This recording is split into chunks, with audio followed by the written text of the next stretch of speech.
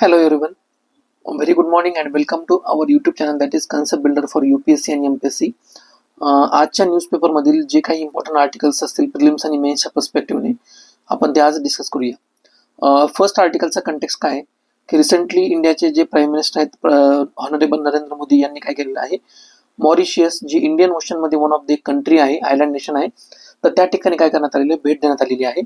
आणि या दोन कंट्रीमध्ये इंडिया आणि मॉरिशसमध्ये काय झालेलं आहे की 8 नवीन बायोलॅटरल ॲग्रीमेंट झालेले आहेत. ठीक आहे, तर आपल्या एक्झामच्या पर्स्पेक्टिव्हने आपल्यासाठी काय महत्त्वाचं आहे, प्रिलिमच्या पर्स्पेक्टिव्हने जर बघितलं तर अशा प्रकारचे जे काही आयलँड नेशन्स वगैरे असतात तर त्यांचे लोकेशन्स इम्पॉर्टंट असतात किंवा त्याच्या रिलेटेड जे काही म्हणजे फॉर एक्झाम्पल ऑनरेबल प्राईम मिनिस्टरने ज्या ज्या ठिकाणी भेट वगैरे दिली तर ते इम्पॉर्टंट लोकेशन्स वगैरे प्रिलिमच्या पर्स्पेक्टिव्हने विचारण्याची यांची शक्यता एक्झाममध्ये जास्त असते. ठीक आहे, तर ह्या ठिकाणी जे काही इम्पॉर्टंट लोकेशन्स आहेत म्हणजे फॉर एक्झाम्पल एक तर मॉरिशियस कंट्रीचं लोकेशन्स कुठे आहे, इंडियन ओशनचा जर विचार केला म्हणजे एक रफ तुम्हाला डायग्राम सांगतो, तर इंडियन ओशनचा जर विचार केला या ठिकाणी आफ्रिका, इथे मादागास्कर, तर मॉरिशियस या ठिकाणी आहे. ठीक आहे, मालदीव्स या ठिकाणी मॉरिशियस वगैरे आहे.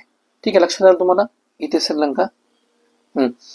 त्यानंतर दुसरं इम्पॉर्टंट लोकेशन्स प्रिलिमच्या पर्स्पेक्टिव्हने आपल्याला एक्झाममध्ये विचारण्याची शक्यता आहे चागोस आर्किपेलागो. आणि तिसरी गोष्ट आहे की इंडियन ओशनमध्ये जे काही इम्पॉर्टंट ओशन्स वगैरे असतील तर ते इंडियन ओशनमध्ये जे काही इम्पॉर्टंट नेशन्स वगैरे आहेत, फॉर एक्झाम्पल इंडियाच्या आणि आफ्रिकेच्या मध्ये, इन बिटवीन इंडिया आणि आफ्रिकेच्या मध्ये, तर ते एक्झामच्या पर्स्पेक्टिव्हने इम्पॉर्टंट वगैरे आहेत. ॲज अ होमवर्क म्हणून तुमच्यासाठी काय टास्क आहे, तुमच्याकडे जो काही मॅप असेल आयदर ऑक्सफर्डचा किंवा ओरिएंट ब्लॅक स्वानचा, तर त्याच्यामध्ये काय करायचं आहे, आता मी तुम्हाला जे काही इम्पॉर्टंट लोकेशन्स वगैरे सांगितले म्हणजे फॉर एक्झाम्पल मॉरिशियस, त्याच्या आजूबाजूला जे काही कंट्रीज वगैरे असतील ती आयलँड नेशन्स वगैरे. दुसरी गोष्ट चागोस आर्किपेलागो किंवा त्याला आपण चागोस आयलंड असं म्हणूया. आणि तिसरी गोष्ट म्हणजे काय की ओव्हरऑल इंडियन ओशनचं जर ऑब्झर्वेशन करायचं की त्याच्यामध्ये कोणकोणत्या कंट्रीज वगैरे आहेत, श्रीलंकेचे पोझिशन त्या ठिकाणी कोणती आहे, ठीक आहे, मॉरिशस वगैरे त्या ठिकाणी कोणकोणते आहेत, कोणत्या पोझिशनला आहे. ठीक आहे, अशा प्रकारचं. त्यानंतर प्रिलिमच्या पर्स्पेक्टिव्ह आणखी एक दुसरी इम्पॉर्टंट गोष्ट म्हणजे काय की यांच्यामध्ये जे काही रिलेशनशिप किंवा ॲग्रीमेंट वगैरे झालेत ना, तर इंडियानं काय केलेलं आहे, इंडिया आणि मॉरिशस यांचं जे काही स्टेटस होतं बायोलॅटरल ॲग्रीमेंटचं किंवा कॉपरेशनचं, तर हे सुरुवातीला काय होतं, स्ट्रॅटेजिक पार्टनरशिप म्हणून किंवा स्ट्रॅटेजिक पार्टनर म्हणून ते त्यांचं स्टेटस होतं.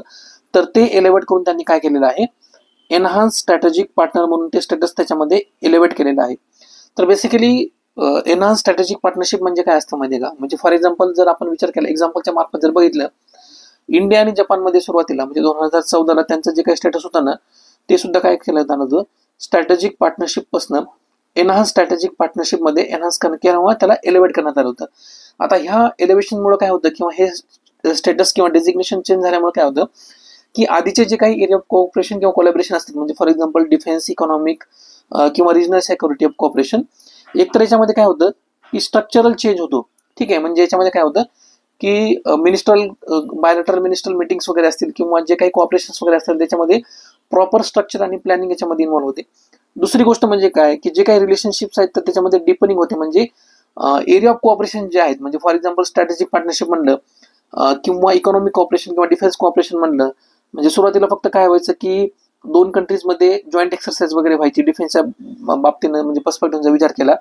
आणि हे जर स्टेटस एलिव्हेट झाल्यामुळे काय होत असतं की एक्सरसाइज बरोबर जे काही जॉईंट मॅन्युफॅक्चरिंग वगैरे असेल किंवा की मिलिटरी इन्फ्रास्ट्रक्चर वगैरे असेल त्यांचं बिल्डअप करणं म्हणा, किंवा त्यांना जे काही मटेरियल किंवा इक्विपमेंट वगैरे आहेत किंवा ॲडव्हान्स टेक्नॉलॉजी वगैरे आहे तर ती सप्लाय वगैरे करणं म्हणा, तर हे कशाच्या आतमध्ये येतं, एनहान्स स्ट्रॅटेजिक पार्टनरशिपच्या आतमध्ये येतं. इंडियानं काय केलेलं आहे, म्हणजे फॉर एक्झाम्पल जर बघायचं झालं, रिसेंटली मॉरिशियस 2014मध्ये जपानचं सुद्धा स्टेटस, इंडिया आणि जपानचं सुद्धा स्टेटस काय झालं होतं, एलिव्हेट झालं होतं. आणि सिमिलरली रिसेंटली जर बघितलं, इंडिया आणि ऑस्ट्रेलियाचं सुद्धा स्टेटस काय झालं होतं 2020 मध्ये स्ट्रॅटेजिक पार्टनरशिपमधनं एनहान्स स्ट्रॅटेजिक पार्टनरशिपमध्ये ते एलिव्हेट झालं होतं. ठीक आहे, त्यानंतर आणखी एक इम्पॉर्टंट इनिशिएटिव्ह ज्या ठिकाणी समजा त्याचा उल्लेख आर्टिकलमध्ये करण्यात आलेला आहे म्हणजे काय, महासागर इनिशिएटिव्ह. त्याचं जर लॉंग फॉर्म बघितलं, mutual and holistic advancement for security and growth across the region, हा त्याचा लॉंग फॉर्म आहे. बेसिकली हा जो इनिशिएटिव्ह आहे ना, हा प्रिलिमच्या पर्स्पेक्टिव्ह सुद्धा विचारण्याची शक्यता आहे. याचा जर इनिशिएटिव्हचा जर सिग्निफिकन्स बघितला तर बेसिकली हा इंडियन नेव्हीचा जो मरीटाईम कॉर्पोरेशनचा इनिशिएटिव्ह आहे, म्हणजे इंडियन नेव्हीने लॉन्च केलेला हा इनिशिएटिव्ह आहे. आणि हा कधी लॉन्च करण्यात आला होता, 2023ला रिसेंटली लॉन्च करण्यात आला होता. इंडियाचा जो काही सागर इनिशिएटिव्ह आहे, security and growth for all in the region, तर त्याच्या अंडरमध्ये हा इनिशिएटिव्ह लॉन्च करण्यात आला होता, महासागर इनिशिएटिव्ह. ठीक आहे, म्हणजे maritime heads for active security and growth for all in the region.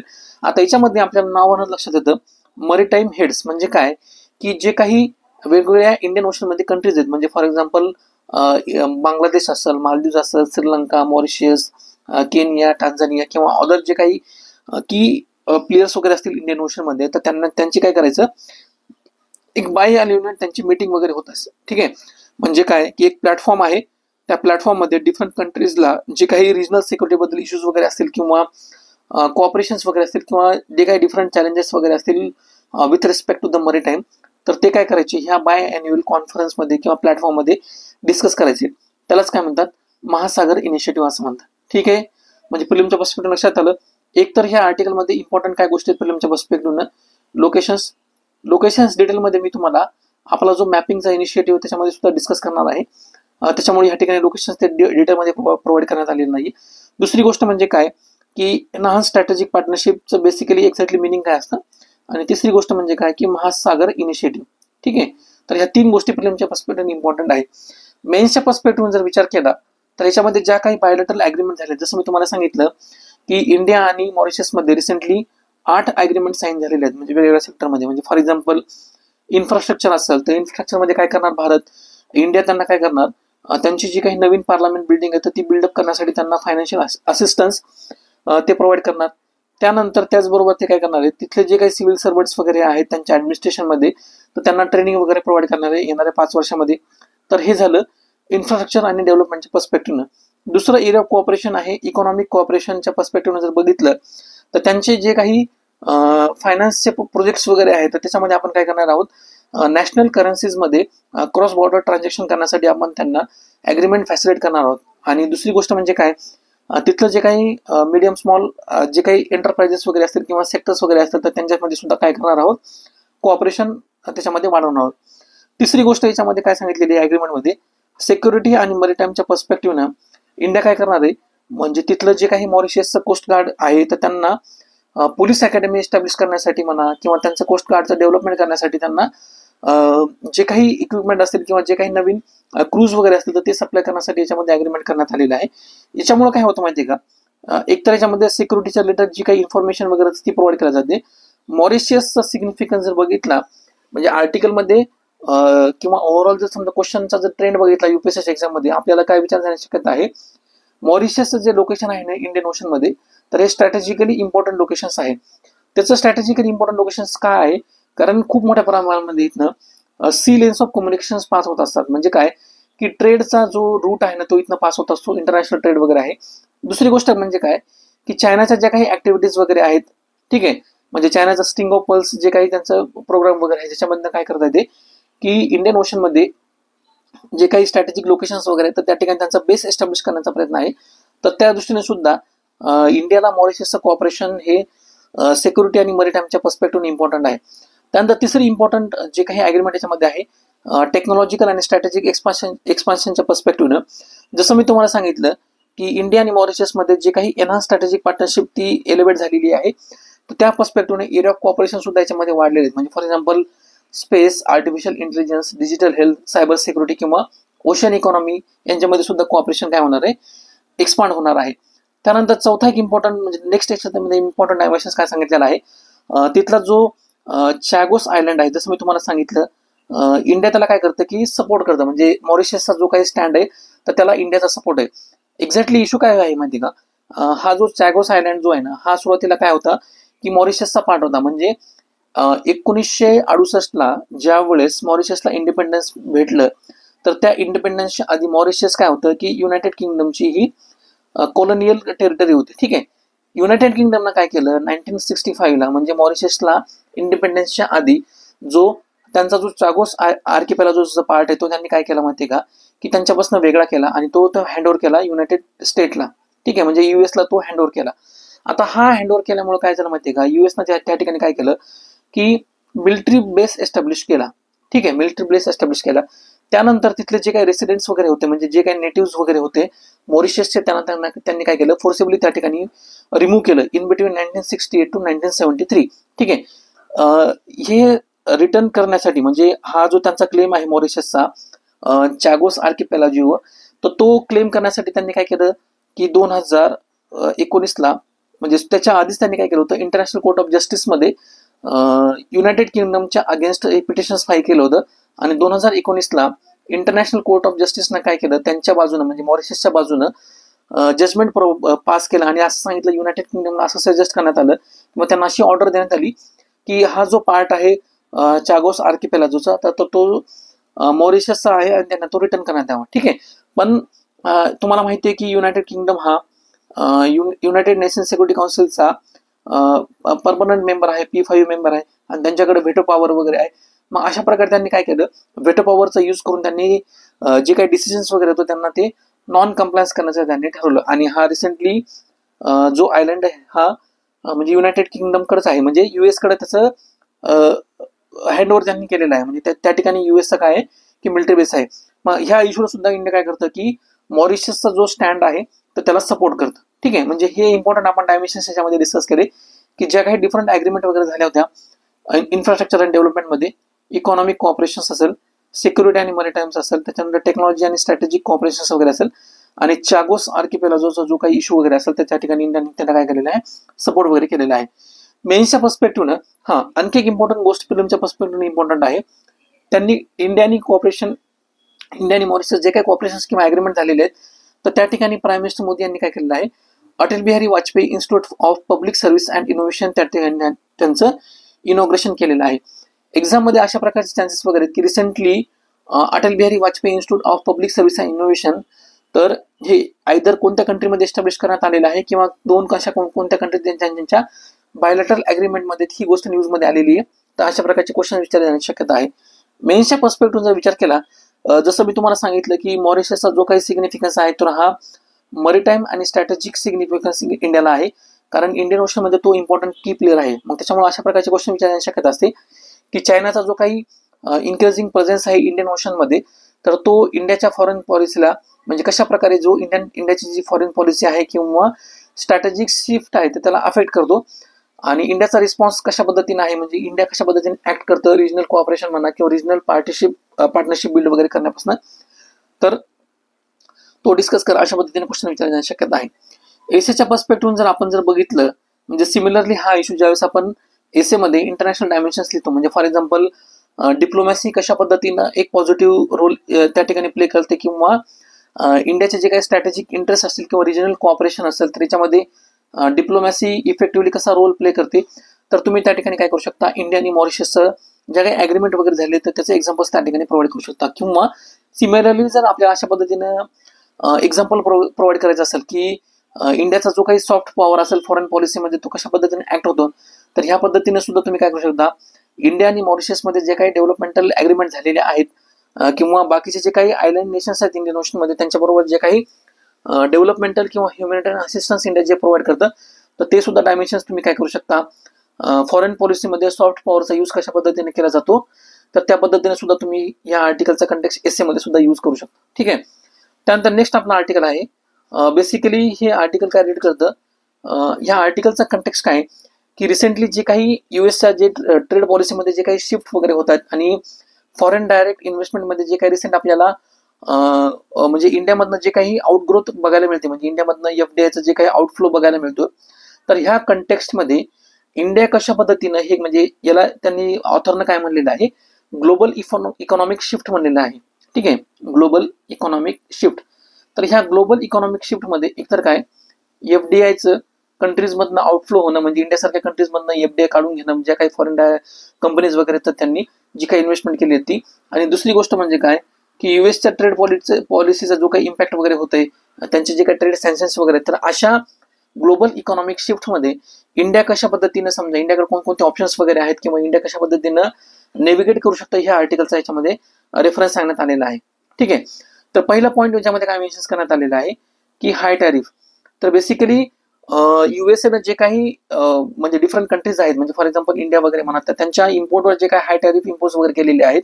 आणि दुसरी गोष्ट म्हणजे काय की इंडिया सुद्धा काय करतं की बाहेरच्या कंट्रीतनं जे काही मॅन्युफॅक्चरर्स वगैरे येतात ते खूप मोठ्या प्रमाणात ज्यावेळेस इम्पोर्ट वगैरे करतात तर त्यांच्यावर ज्या काही इम्पोर्ट ड्युटीज ज्या काही इम्पोज केल्या जातात तर याच्यामुळे काय होत आहे, एक तर इकॉनॉमिक ग्रोथ जी आहे ती स्लो होते आणि दुसरी गोष्ट म्हणजे काय की एफडीआय जो आहे ना, समजा ही इन्व्हेस्टमेंट स्लो झाल्यामुळं किंवा इकॉनॉमी स्लो झाल्यामुळं एफडीआय सुद्धा काय होतं की भारतामधून त्याचा आउटफ्लो आपल्याला बघायला मिळतो. ठीक आहे, म्हणजे काही काही इम्पॉर्टंट सेक्टरचा जर विचार केला, फॉर एक्झाम्पल ॲग्रिकल्चर असतील किंवा ऑटोमोबाईल किंवा फार्मास्युटिकल वगैरे असतील, तर ह्या पॉलिसीचा एक तर युएसचा ट्रेड पॉलिसीचा आणि दुसरी गोष्ट म्हणजे काय की इंडियाच्या ज्या काही ओन इम्पोर्ट पॉलिसीचा त्याचा निगेटिव्ह इम्पॅक्ट आपल्याला ह्या डिफरंट सेक्टर्सवर कशा पद्धतीने बघायला मिळतोय आणि ते कशा पद्धतीने अफेक्ट होतात तर हे ह्या आर्टिकलमध्ये सांगितलेलं आहे. दुसरा इम्पॉर्टंट डायमेन्शन याच्यामध्ये काय की दोन एफडीआय असतात, म्हणजे एफडीआयचं जर आपण कॅटेगरायझेशन केलं तर एफडीआय आपण काय करू शकतो, दोन प्रकारामध्ये त्यांना कॅटेगराइज करू शकतो. एक तर म्हणजे काय की हायटेक एफडीआय आणि दुसरं असतं mid tech FDI. High tech FDI म्हणजे काय की ज्या काही ऍडव्हान्स टेक्नॉलॉजी वगैरे असतात तर त्यांच्यामध्ये जे काही फॉरेन डायरेक्ट इन्व्हेस्टमेंट येते, म्हणजे फॉर एक्झाम्पल आर्टिफिशियल इंटेलिजन्स असेल किंवा क्वांटम कम्प्युटिंग वगैरे असतील किंवा जे काही मॅन्युफॅक्चरच्या रिलेटेड जे काही डेव्हलपमेंट वगैरे असतील तर ते कशामध्ये येतात, हायटेक एफडीआय मध्ये कॅटेगराइज होतात. सिमिलरली मिड टेक एफडीआय म्हणजे काय की फॉर एक्झाम्पल अपेरल्स वगैरे असतील किंवा टेक्सटाईल्स वगैरे असतील किंवा सर्व्हिस सेक्टर वगैरे असतील तर त्याला जे म्हणजे फॉर एक्झाम्पल काय की जे लेबर इंटेन्सिव्ह मॅन्युफॅक्चरिंग वगैरे असतील किंवा जे सेक्टर्स वगैरे असतील त्याला काय म्हणतात, मिड टेक एफडीआय असं म्हणतात. ह्या आर्टिकलमध्ये ऑथरला म्हणजे ऑथर काय सजेस्ट करण्याचा प्रयत्न करतं की इंडियाने काय केलेलं आहे की हायटेक एफडीआय जे आहेत त्याच्यामध्ये जी काही येणारी इन्व्हेस्टमेंट वगैरे होती तर ही इंडियानं ती ऑपॉर्च्युनिटी मिस केलेली आहे आणि ती ऑपॉर्च्युनिटी मिस केल्यामुळं म्हणजे मिस कशामुळे करण्यात आलेली आहे की इंडियामध्ये तेवढ्या मुबलक प्रमाणामध्ये इन्फ्रास्ट्रक्चर अवेलेबल नव्हतं, म्हणजे आर्टिफिशियल इंटेलिजन्ससाठी जे काही सुपर कम्प्युटर्स वगैरे असतील तेवढ्या कॅपेबिलिटीज म्हणा किंवा क्वांटम कम्प्युटर्सच्या रिलेटेड जे काही कॅपेबिलिटीज वगैरे असतात तर ते मुबलक प्रमाणामध्ये किंवा मोठ्या प्रमाणामध्ये अवेलेबल नव्हतं. त्यामुळे काय झालेलं आहे, इंडियाकडनं जे काही डायव्हर्जन झालेलं आहे तर ते कोणत्या कंट्रीकडनं झालेलं आहे, ऍडव्हान्स इकॉनॉमीज कडनं समजा हे हायटेक एफडीआय जो त्या ठिकाणी मूव्ह झालेला आहे. आणि सिमिलरली मिडटेक एफडीआय मध्ये सुद्धा इंडियाने काय करण्यात आलेलं आहे, म्हणजे हे लेबर इंटेन्सिव्ह मॅन्युफॅक्चरिंग मध्ये इन्व्हेस्टमेंट असल्यामुळं इंडियाने सुद्धा काय केलेलं आहे की त्याच्यामध्ये जी ऑपॉर्च्युनिटी होती ती मिस केलेली आहे आणि अशा प्रकारची जी इन्व्हेस्टमेंट आहे ती कोणत्या कंट्रीकडे गेलेली आहे, व्हिएतनाम यांच्या कंट्रीकडे गेलेली आहे. म्हणजे एक्झाम्पल म्हणून आर्टिकलमध्ये व्हिएतनामचा रेफरन्स प्रोव्हाइड करण्यात आलेला आहे. म्हणजे इंडियानं ह्या दोन्ही सुद्धा ऑपॉर्च्युनिटीज मिस केलेल्या आहेत, एक तर हायटेक एफडीआय मधल्या आणि मिड टेक एफडीआय मधल्या. मग त्यानंतर जसं मी तुम्हाला सांगितलं की व्हिएतनामनं कसं स्ट्रॅटेजिकली त्यांना इंटिग्रेट केलं त्यांचे जे काही ग्लोबल सप्लाय चेन्समध्ये, म्हणजे फॉर एक्झाम्पल काय की त्यांनी त्यांचे जे काही टॅरिफ्स वगैरे होते म्हणजे इम्पोर्ट टॅरिफ्स वगैरे होते ते कशा पद्धतीने कमी केले आणि मिडटेक एफडीआयला इफेक्टिव्ह पॉलिसी प्लॅटफॉर्म कशा पद्धतीने प्रोव्हाइड करून दिला तर ह्या आर्टिकलमध्ये मेन्शन करण्यात आलेले आहे. त्यानंतर इंडियाच्या रिलेटेड जे काही वे फॉरवर्ड किंवा सजेशन्स वगैरे तर हे सुद्धा या आर्टिकलमध्ये मेन्शन करण्यात आले. म्हणजे फॉर एक्झाम्पल काय की इंडियानं जसं व्हिएतनामनं त्यांचे जे काही चार्जेस वगैरे होते किंवा लो टॅरिफ जे होते तर त्यांना कशा पद्धतीने कमी केलं, तसं सुद्धा इंडियानं त्यांच्याकडनं शिकण्याची गरज आहे. म्हणजे जे काही इम्पोर्ट टॅरिफ असतील तर ते मिनिमाइज करणं. आणि दुसरी गोष्ट म्हणजे काय की ट्रेड ॲग्रीमेंटच्या रिलेटेड डिफरंट कंट्रीज बरोबर म्हणजे ॲडव्हान्स कंट्रीज ज्या आहेत तर त्यांच्याबरोबर काय करणं, स्ट्रॅटेजिकली हा ट्रेड ॲग्रीमेंट निगोशिएट करणं आणि त्या इंडियाच्या फेवरमध्ये कशा पद्धतीने करता येतील आणि इंडियाला याच्या मार्फत ग्लोबल सप्लाय चेनमध्ये कशा पद्धतीने इंटिग्रेट करता येईल हे आर्टिकलमध्ये सांगितलेलं आहे. मेन्सच्या पर्स्पेक्टिव्ह जर आपण क्वेश्चन जर बघितला, जसं मी तुम्हाला सांगितलं की रिसेंटली ग्लोबल इकॉनॉमिक ऑर्डरमध्ये कशा पद्धतीने शिफ्ट वगैरे आपल्याला बघायला मिळतो तर हे ह्या आर्टिकलमध्ये सांगितलेलं आहे. तर त्याच कंटेक्स्टवर की हे शिफ्टचा जो कंटेक्स्ट आहे तो इंडियाला कोणकोणते ऑप्शन्स अवेलेबल आहेत तर अशा पद्धतीने क्वेश्चन्स वगैरे विचारला जाऊ शकतो. किंवा इंडियाचा जे काही फोकस वगैरे आहे मिडटेक एफडीआय बरोबर तर ते इंडियाचे जे काही मॅन्युफॅक्चरिंग सेक्टरचं जे काही बूस्ट आहे ते कशा पद्धतीने वाढू शकतं, त्याच्या रिलेटेड कोणकोणत्या चॅलेंजेस वगैरे किंवा कोणकोणत्या ऑपॉर्च्युनिटीज वगैरे आहेत किंवा त्या चॅलेंजेसला कशा पद्धतीने आपण ओव्हरकम करू शकतो, तर अशा पद्धतीचे प्रश्न या आर्टिकलवर फ्रेम होण्याचे चान्सेस वगैरे आहेत.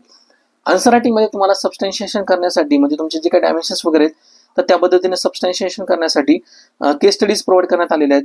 त्याचं कंपॅरिझन सुद्धा करण्यात आलेलं आहे. म्हणजे बाकीच्या कंट्रीज बरोबर कशा पद्धतीने त्याचे कंपॅरिझन म्हणजे फॉर एक्झाम्पल व्हिएतनाम असेल किंवा युएसचे जे काही टॅरिफ्स वगैरे असतील तर त्याच्यामध्ये इंडियावर कशा पद्धतीने इम्पॅक्ट वगैरे होतो किंवा इंडियाचे जे काही हाय टॅरिफ असतील इम्पोर्टवर तर त्याचा निगेटिव्ह इम्पॅक्ट इंडियाच्या इकॉनॉमिक ग्रोथवर कशा पद्धतीने होतो हे सुद्धा मेन्शन करण्यात आलेले आहे. एसेच्या पर्स्पेक्टिव्ह जर म्हणजे फॉर एक्झाम्पल तुम्हाला जर एसेमध्ये अशा प्रकारचे डायमेन्शन्स वगैरे लिहायचे असतील, इंडिया कशा पद्धतीनं ग्लोबलायझेशन आणि एका बाजूला ग्लोबलायझेशन आणि दुसऱ्या बाजूला प्रोटेक्शनिझम हे बॅलन्स करतं, तर त्या ठिकाणी सुद्धा तुम्ही काय करू शकता की इंडियाचे जे काही एक्झाम्पल्स वगैरे त्या ठिकाणी मेन्शन्स वगैरे करू शकता. किंवा इंडियाला दुसऱ्या कंट्रीजकडनं कशा पद्धतीने शिकण्याची गरज वगैरे आहे, तर आर्टिकलमध्ये जे तुम्हाला व्हिएतनामचं एक्झाम्पल मेन्शन करण्यात आलं होतं की कशा पद्धतीने व्हिएतनामनं लो टॅरिफ इम्पोज करून त्यांच्या मॅन्युफॅक्चरिंग सेक्टरवर लो टॅरिफ इम्पोज करून म्हणजे मॅन्युफॅक्चरिंग हब क्रिएट केला.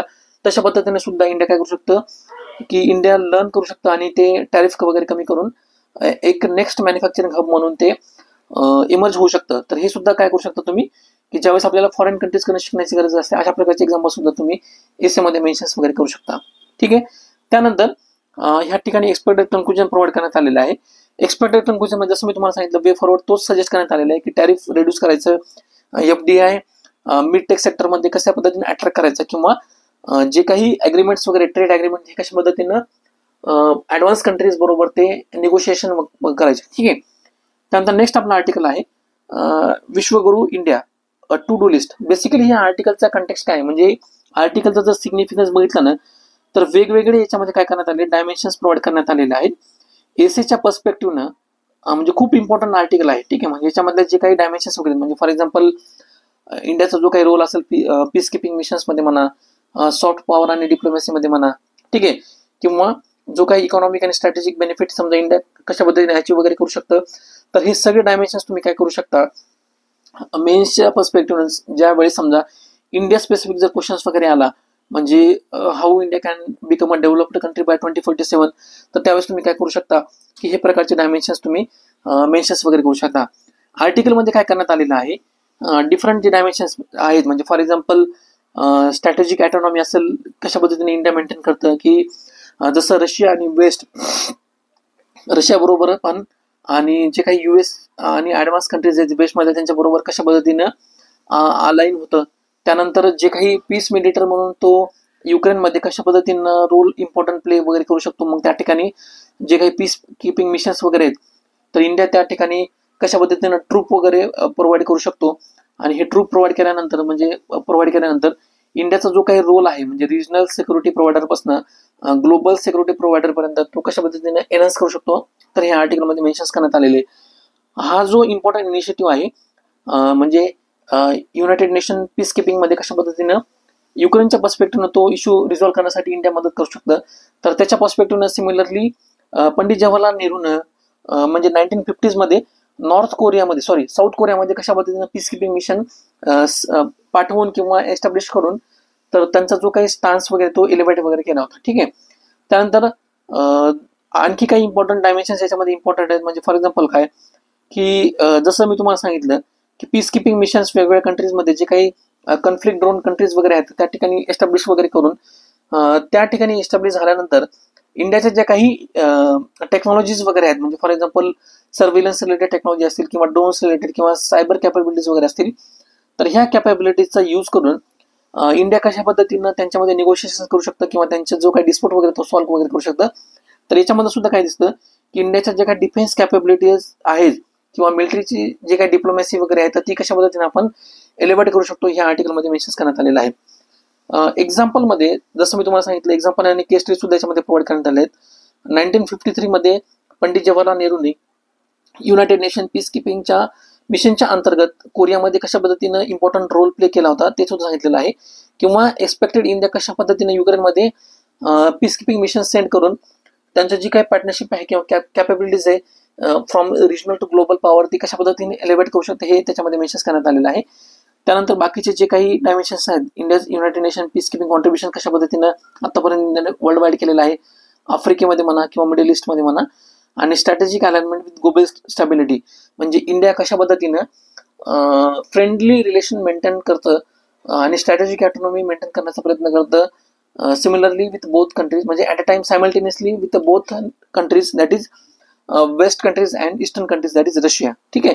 आणि ह्या ठिकाणी काय करण्यात आलेलं आहे अशा सिच्युएशनमध्ये इंडियाकडे कोणकोणते ऑप्शन्स अवेलेबल आहेत आणि वे फॉरवर्ड म्हणून तुम्ही याच्यामध्ये जे काही इम्पॉर्टंट डायमेन्शन्स वगैरे आहेत तर तुम्ही काय करू शकता ॲज इट इज त्या ठिकाणी इंडियाला विश्वगुरू जे काही इंडियाचं जे काही एम आहे विश्वगुरू बनण्याचं ते कशा पद्धतीने फुलफिल होतं तर ह्या आर्टिकलमध्ये सांगितलेलं आहे. ठीक आहे. म्हणजे त्या ठिकाणी तुम्ही कन्क्लुजनमध्ये ज्यावेळेस अशा प्रकारचे जे काही डायमेन्शन्स वगैरे असतील इंडियाचा जो काही रोल आहे ग्लोबल प्लॅटफॉर्मवर तो कशा पद्धतीने, तर त्यावेळेस तुम्ही काय करू शकता की या कन्क्लुजन मधले जे काही डायमेन्शन्स ते त्या ठिकाणी यूज करू शकता. ठीक आहे. मेन्सच्या पर्स्पेक्टिव्ह जर विचार केला तर जसं मी तुम्हाला सांगितलं की United Nation peace keeping mission मध्ये इंडियाचा जो काही हिस्टॉरिकल किंवा पोटेन्शियल कॉन्ट्रीब्युशन आहे तर त्याचा रोल एक्झामाइन करा, अशा पद्धतीचे प्रश्न विचारला जाण्याची शक्यता वगैरे आहे. एसएच्या पर्स्पेक्टिव्हने इथलं जसं मी तुम्हाला सांगितलं की खूप इम्पॉर्टंट आहे. म्हणजे जसं वेगवेगळे डायमेन्शन्स, जसं फॉर एक्झाम्पल काय की इंडिया ॲज अ विश्वगुरू, जसं की तुम्हाला सांगितलं की युनायटेड नेशन पीस किपिंग मध्ये इफेक्टिव्हली इंडिया कसं कॉन्ट्रीब्युट वगैरे करू शकतं, can India to be the world next great peace keeper. मग अशा पद्धतीने सुद्धा ज्यावेळेस तुम्हाला डायमेन्शन्स मेन्शन करायचे असतात तर तुम्ही आर्टिकल मधले एक्झाम्पल्स त्या ठिकाणी प्रोव्हाइड करू शकता. हिस्टॉरिकल या ठिकाणी तुम्हाला काय करायचं, हिस्टॉरिकल एक्झाम्पल आणि येणाऱ्या मिशन मध्ये इंडिया कशा पद्धतीने पोटेन्शियली कॉन्ट्रीब्युट करू शकतं तर ते तुम्ही या ठिकाणी मेन्शन करू शकता. त्यानंतर मल्टीपोलर वर्ल्ड ऑर्डर मध्ये इंडिया कशा पद्धतीने स्ट्रॅटेजिक ऑटोनॉमी किंवा जे काही बॅलन्सिंग ऍक्ट आहे with respect to the different global powers ते कशा पद्धतीने मेंटेन करू शकतं. मग तुम्ही जिथे एक्झाम्पल सांगितलं नाही, इंडिया एकतर युएस बरोबर आणि रशिया बरोबर कशा पद्धतीनं रिलेशन मेंटेन करू शकतं बाय मेडिएटिंग इन युक्रेन. ठीक आहे. म्हणजे युक्रेनमध्ये पीस किपिंग मिशन एस्टॅब्लिश करून युएसचा पण जो काही कन्सर्न्स आहे, रशियाचा पण जो काही कन्सर्न्स आहे तो कशा पद्धतीनं सॉल्व्ह करू शकतो, हे तुम्ही ज्यावेळेस इंडियाचं स्ट्रॅटेजिक ऑटोनॉमी मल्टीपोलर ऑर्डरमध्ये ज्यावेळेस डायमेन्शन्स प्रोव्हाइड करताल तर त्या ठिकाणी हे एक्झाम्पल्स वगैरे प्रोव्हाइड करू शकता. त्यानंतर तिसरं एक डायमेन्शन्स एसे मध्ये तुम्ही ज्यावेळेस from regional power to global leader, तर त्यावेळेस सुद्धा काय करू शकता की इंडियाचं जे काही फॉरेन पॉलिसी आहे त्याच्यामध्ये कशा पद्धतीने इव्होल्युशन वगैरे झालं. जसं आर्टिकलमध्ये पंडित जवाहरलाल नेहरूंनी जे काही पीस किपिंग मिशन एस्टॅब्लिश वगैरे केले होते आणि आताचं जे काही रिसेंट आउटरीच वगैरे आहेत डिफरंट कंट्रीज बरोबर, त्याचं एक्झाम्पल देऊन तुम्ही काय करू शकता, म्हणजे हा जो आपला डायमेन्शन आहे from regional power to the global leader, इंडियाची फॉरेन पॉलिसी कशा पद्धतीने इव्हॉल्व्ह झाली, तर त्या ठिकाणी हे डिफरंट जे एक्झाम्पल्स आहेत तुम्ही ते मेन्शन वगैरे करू शकता. ठीक आहे. या ठिकाणी आपला आर्टिकल संपलेला आहे. दोन प्रिलिमच्या पर्स्पेक्टिव्ह जसं मी तुम्हाला सांगितलं इम्पॉर्टंट लोकेशन्स महत्वाचे आहेत, मॉरिशस आणि जे काही आर्किपेलाजो याच्यामध्ये मेन्शन करण्यात आले तर तो सुद्धा एक इम्पॉर्टंट आहे. ठीक आहे. तर आपला जो डिफरंट इनिशिएटिव्ह आहे ना मॅपिंगचा, तर त्याच्यामध्ये हे दोन इनिशिएटिव्ह जे आहेत आपल्या टेलिग्राम चॅनल मी त्या ठिकाणी पोस्ट वगैरे करणार. ठीक आहे. तर आपल्या टेलिग्राम चॅनलला नक्की जॉईन करा. तुम्हाला जर इश्यू आवडला असेल तर तुमच्या फ्रेंड्स बरोबर आपलं युट्यूब चॅनल सुद्धा सबस्क्राईब करा. Thank you so much.